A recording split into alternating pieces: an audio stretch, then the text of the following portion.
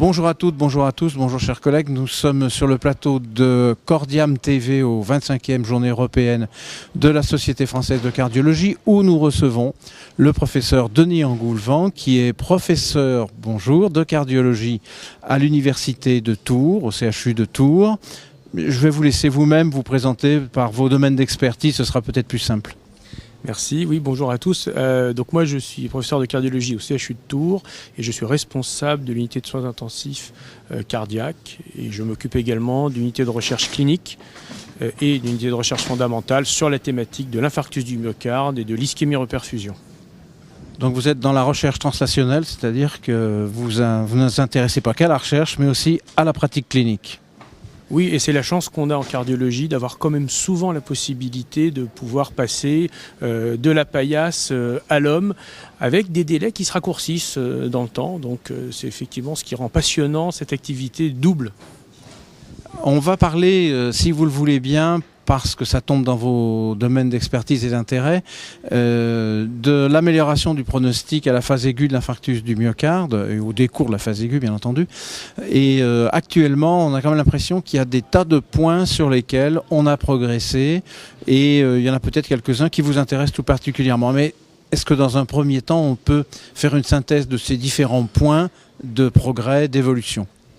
Oui, effectivement, à l'occasion de ces journées européennes de la Société française de cardiologie, il y a une session qui a mis en évidence qu'un certain nombre de points d'entrée pouvaient être exploités pour améliorer encore le pronostic de l'infarctus du myocarde. Il y a à la fois l'optimisation de la prise en charge préhospitalière. On a montré que c'est vrai que ça fait plusieurs années qu'il y avait eu du progrès, mais il y a encore, surtout dans certains territoires en France, et c'est le cas notamment dans ma région, qui est la région Centre-Val de Loire, dans laquelle il y a des zones pour lesquelles la prise en charge n'est pas suffisamment rapide. Donc là, il y a de l'information à faire au grand public. L'optimisation du traitement préhospitalier. Il y a eu beaucoup d'essais cliniques. Récemment, l'étude atlantique menée par Gilles Montalesco a montré qu'il y avait encore des moyens de progresser et d'améliorer la prise en charge des patients. Donc ça, c'est pour la partie avant la salle de coronarographie. À la phase aiguë, lorsque l'on reperfuse un infarctus du myocarde, c'est vrai que c'est une thématique qui nous intéresse beaucoup. Il y a probablement moyen de diminuer les lésions de reperfusion, et on en reparlera. Et puis, il y a toute la phase du post-infarctus avec la réadaptation cardiaque. On est encore, en France, dans beaucoup de territoires, avec un pourcentage de patients trop faible qui bénéficient des soins de suite réadaptation. Or, il y a un bénéfice quand même démontré, à la fois sur la qualité de vie et sur l'espérance de vie pour ces patients. Et puis, un autre point maintenant qui est mis en avant par les essais cliniques récents, c'est le risque résiduel. Les patients font un infarctus, on les met au traitement optimal et puis ils refont d'autres événements, infarctus, AVC, artériopathie périphérique. Et là, on commence à avoir des niveaux de preuve alors dans le domaine des lipides, également dans le domaine de la thrombose, pour dire qu'on peut sans doute encore améliorer leur pronostic. Vous avez évoqué le problème de la reperfusion et de tout ce qu'il y a autour. Donc, est-ce qu'on pourrait en parler un petit peu, puisque c'est précisément un de vos domaines d'intérêt et d'expertise ? Oui, c'est un sujet qui m'intéresse beaucoup et on a la chance en France d'être plutôt leader en la matière. Quand je dis on, c'est vraiment collectif, sous l'impulsion d'un certain nombre de chercheurs, cliniciens comme Michel Ovise à Lyon. On a développé le réseau des infarctus de reperfusion, qui est un réseau INSERM qui fédère un certain nombre de collègues qui s'intéressent à cette thématique. Et on a tous en plus, si vous voulez, l'avantage de travailler à la fois dans le domaine de la recherche fondamentale, sur des modèles cellulaires, sur des modèles animaux, et puis de faire des essais cliniques qui ont été surtout au début des essais de preuve de concept.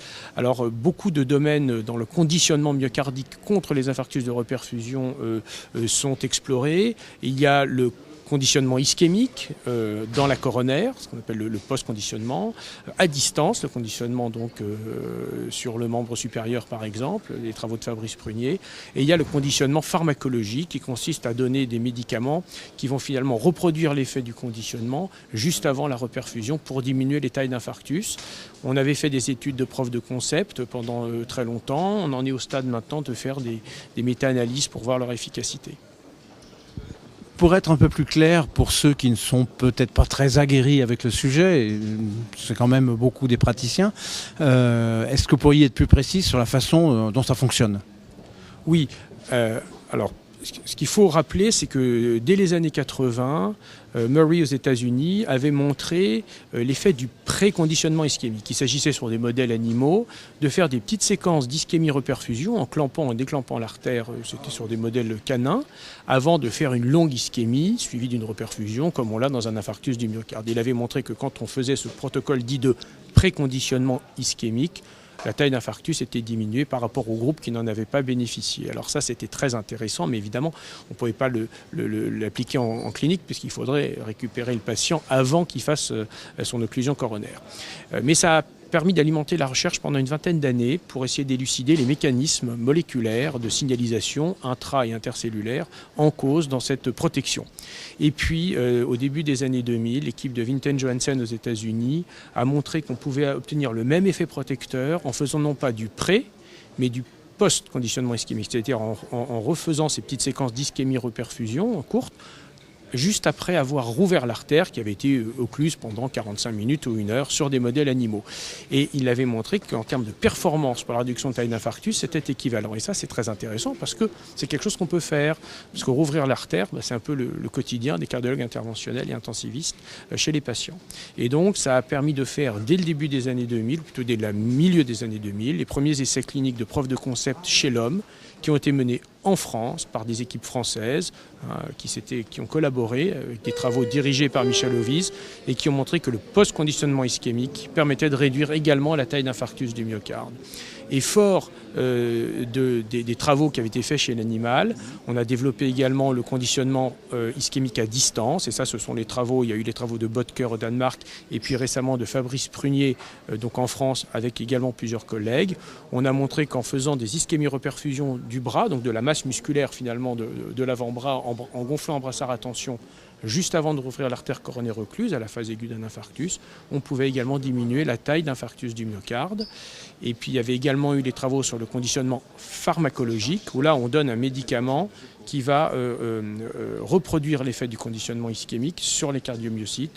Et c'était les travaux avec la cyclosporine notamment qui ont bien marché. Mais tout ça était des études dites de preuve de concept, c'est-à-dire à chaque fois il y avait entre 20 et 50 patients par groupe. Pas plus, donc on ne pouvait que tirer des éléments sur baisse de taille d'infarctus. Pour avoir des éléments sur la morbimortalité, on a été obligé de faire des méta-analyses, c'est-à-dire qu'on a poolé les données d'un certain nombre d'essais cliniques faits en France et heureusement dans d'autres pays, puisqu'en France, comme ils ont tous été faits par les mêmes collègues, on avait toujours le même protocole. Donc ça a permis d'augmenter, ça a donné de l'hétérogénéité, mais ça donne plus de vraisemblance scientifique. On a publié cette année une méta-analyse collective justement en France qui a montré que la taille d'infarctus diminue à la fois sur l'air sous la courbe des enzymes cardiaques, mais également sur l'IRM, sur la régression du segment ST. Et puis, il y a une méta-analyse qui va apparaître prochainement faite par nos équipes également sur le conditionnement à distance, à la fois dans l'infarctus, dans la chirurgie, dans beaucoup de domaines d'agression myocardique, et qui montrent des résultats très intéressants parce qu'il semblerait qu'à distance, c'est-à-dire au-delà d'1 an de suivi chez les patients, il y ait éventuellement un bénéfice clinique qui apparaisse. Alors, c'est pas à vous que je vais apprendre que la méta-analyse, c'est bien, c'est un élément d'orientation. Est-ce que derrière, il y a des études cliniques de grande envergure avec la puissance suffisante pour avoir des événements morbimortalité qui sont en cours de préparation ou en cours de réalisation ? Alors tout à fait. Alors, les difficultés des grands essais cliniques, c'est que c'est long et c'est cher, mais il y a quelques années, on s'est mobilisé pour en faire un en France. Donc là, c'est encore Michel Oviz qui a lancé l'étude Circus, qui a testé de façon prospective, randomisée en double aveugle, l'efficacité d'une injection de cyclosporine juste avant de rouvrir l'artère coronaire sur des ST+ antérieurs étendus, des patients sévères. Il y a un petit peu moins de 1000 patients qui ont été inclus, ce qui était prévu dans l'étude. Le critère majeur, c'est la mortalité totale, les réhospitalisations ou les aggravations d'une insuffisance cardiaque, et un critère de remodelage sur le diamètre ventriculaire gauche. Les inclusions se sont terminées vers le mois de mars 2014. Le critère majeur, c'est à 1 an de suivi. Donc on devrait avoir cette année, en 2015, la chance, et j'espère le bonheur, d'avoir les résultats de l'étude Circus qui devraient être présentés, on l'espère, à l'ESC à Londres, donc à la fin du mois d'août. Je n'ai pas ces résultats. Le suivi n'est pas terminé, et je ne les aurai pas avant que ce soit présenté, mais on attend beaucoup de cette étude qui devrait quand même être un pas très important dans la protection des patients, dans l'optimisation du pronostic à la phase aiguë de l'infarctus du myocarde. Et je rappelle, c'est quand même une étude française, plus de 40 centres, quelques centres européens ont participé, mais ça reste pour l'essentiel une étude de chez nous. Merci beaucoup pour toutes ces précisions et puis mot de conclusion, see you in London.